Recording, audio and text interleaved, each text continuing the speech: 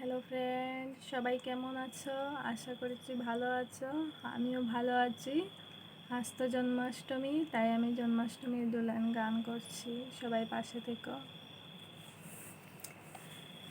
জনমিলা নারায়ণ দৈব কিরুদ হরে হরিতে ধরণী ভারাইলা মর্তপুরে জনমিলা নারায়ণ দৈব কিরুদরে ভাদ্র মাসে রাত্রে রোহিণী অষ্টমী অরে হেন কালে জন্ম লইলা জগতের স্বামী জনমিলা নারায়ণ দৈব কিরুদ